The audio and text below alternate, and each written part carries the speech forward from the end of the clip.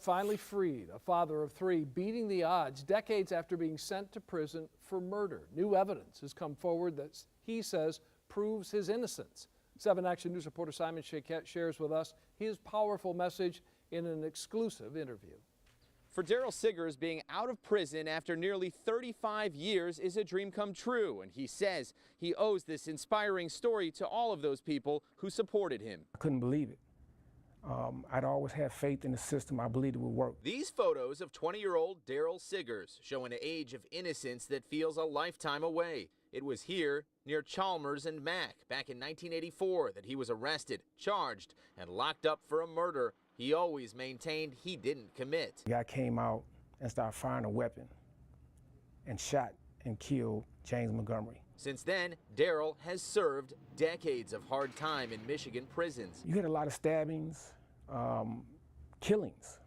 There were, I've seen stuff that ordinary men probably shouldn't even see. You have choices when you're in prison, how you spend your time. Daryl spent his time in the law library. Expert attorney Wolf Mueller is now representing Daryl. He says years of appeals led to new evidence being brought forward and also witnesses being discredited. Here's a guy who was laser focused on getting himself out, understanding the system and the process, writing his own legal briefs. Through it all, Daryl says he's no longer bitter. In fact, he wants to help others facing legal battles.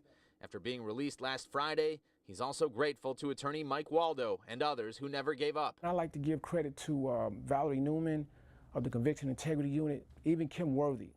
She made the hard choice and she chose to do what was right. Although Daryl has a new trial scheduled for December, his attorney says it's likely that case will be thrown out. He also says he's entitled to nearly $2 million for all the time he served while behind bars. Simon Shaquette, 7 Action News. Thank you, Simon. Yeah, as y'all see, that was So basically, I'm wearing this for Daryl Siggers. He was convicted of murder in 1984. That was 40, going on 42 years now. So yeah, he's been released, I believe 7 years. I found him on social media and he is apparently still out and he's thriving. Actually, let me show you guys that too.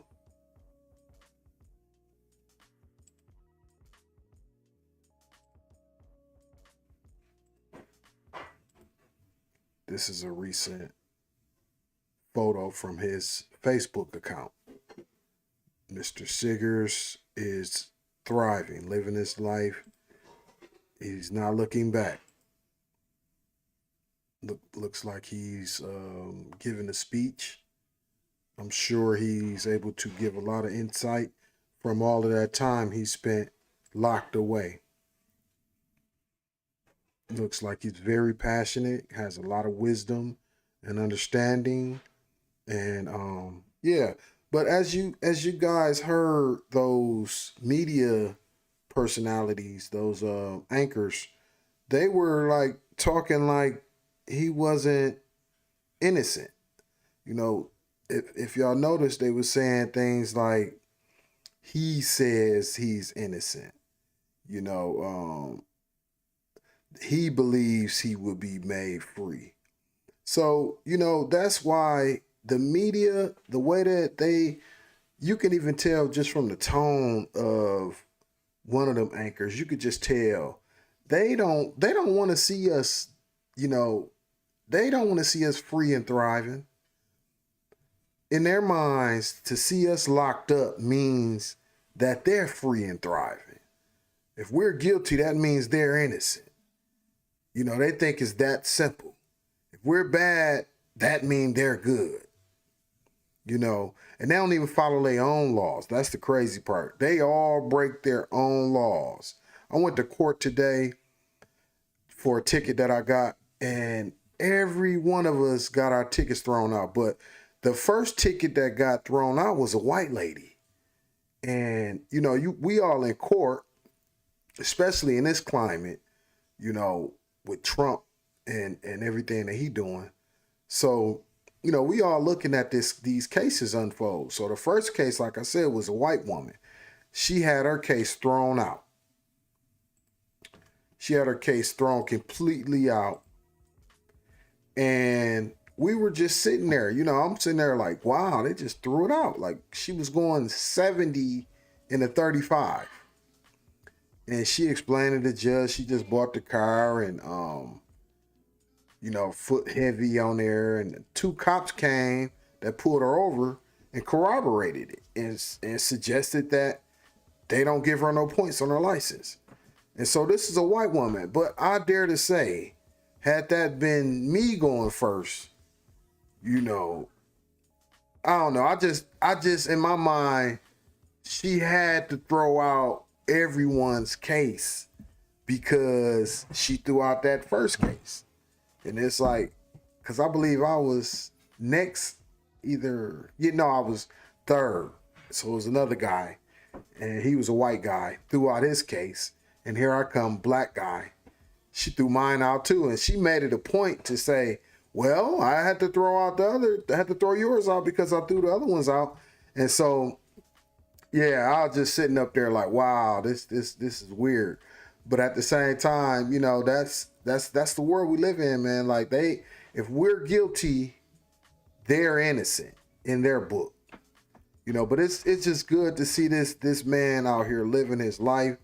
35 years, man. Just imagine being locked away for 35 years. Like, it's 2026 now.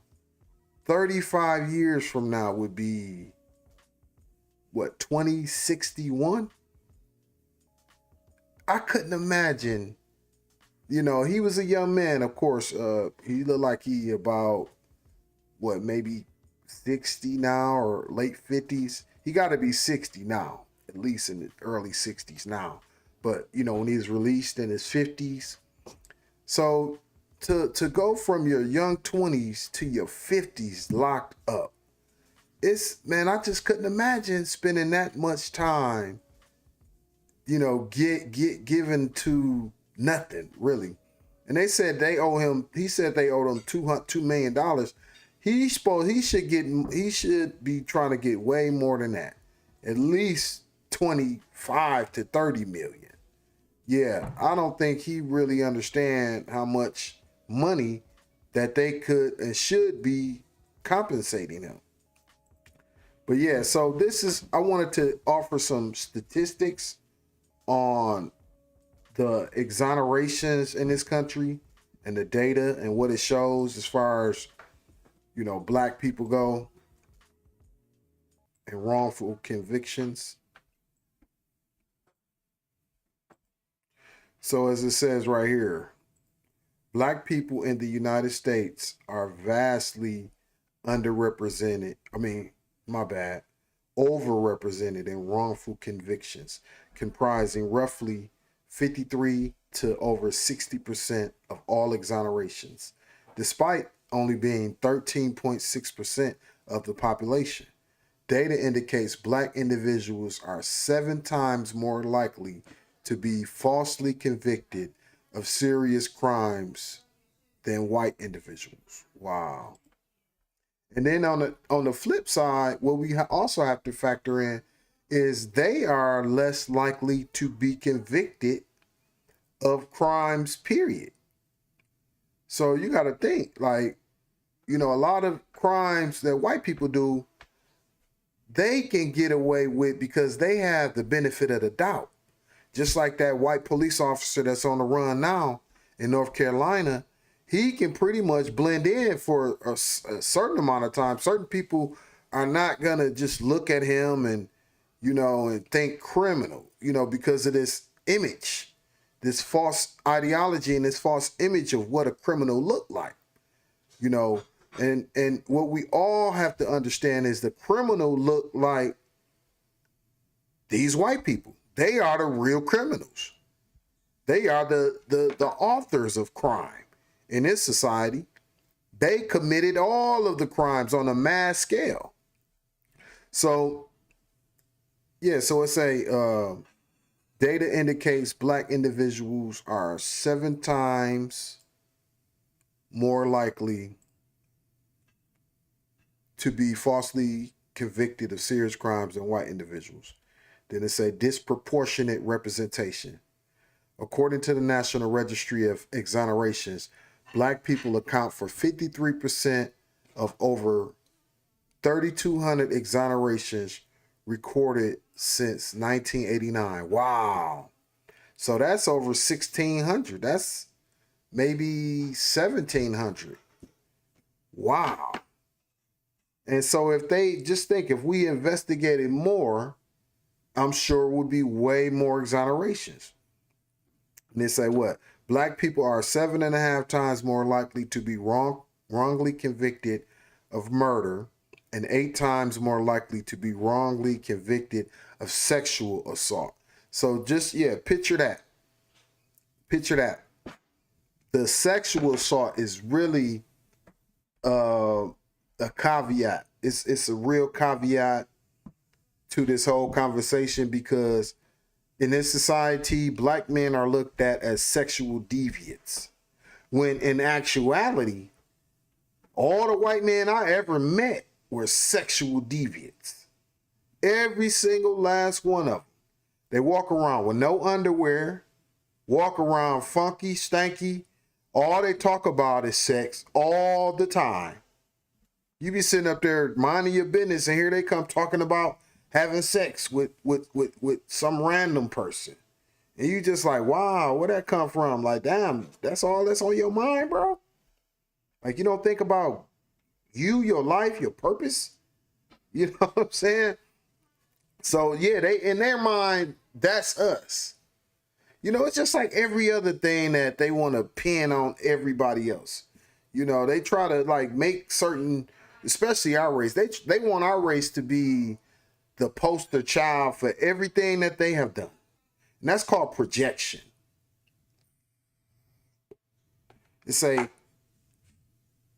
in cases with official misconduct, such as police framing, 78% of exonerated murder defendants are black. Furthermore, 75% of exonerees who pled guilty to crimes they did not commit are people of color. Wow. So that lets you know, man, like, this is, you know, a big deal in our community, in the black community, because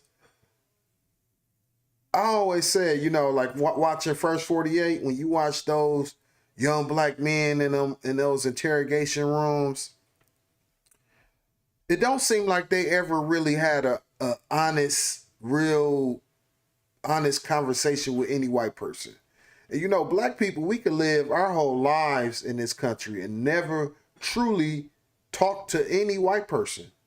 So I think, you know, a lot of parts of black men admitting to crimes is they're simply not used to talking to white people.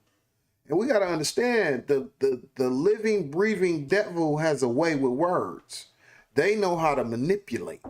These are the most manipulative people that have ever walked the earth, because they think they know every daggone thing.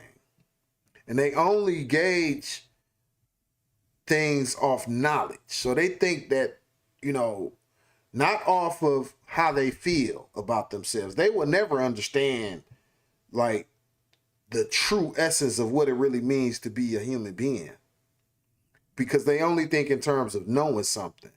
And if y'all understand that, like, it's just like that song Crazy by Gnarls Barkley. You know, you crazy because you know too much. It's not because you didn't know enough. It's because you knew too much. A lot of these white racist, crazy folks, well, people in general, they know too much, but don't feel nothing. And so when you're around, when these young black men are in these interrogation rooms and they're dealing with that, you know, that thing, that knowledgeable, that person that's so knowledgeable, right? And all they ever felt was feeling something. You know, a lot of our young black men, they don't know how to articulate how they feel. They don't know how to communicate how they feel, but they know they feel it, but they just don't know how to communicate it, right? And so that's how I'm thinking these instances where these young black men are in these interrogation rooms, you know, might end up saying something that they don't even understand what they're saying, because they don't understand. They might not understand what certain terminology even mean.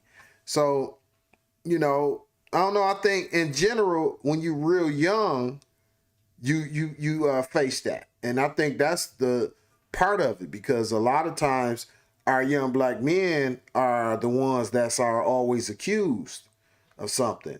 But it could be a young person in general that don't understand, that might admit to certain stuff.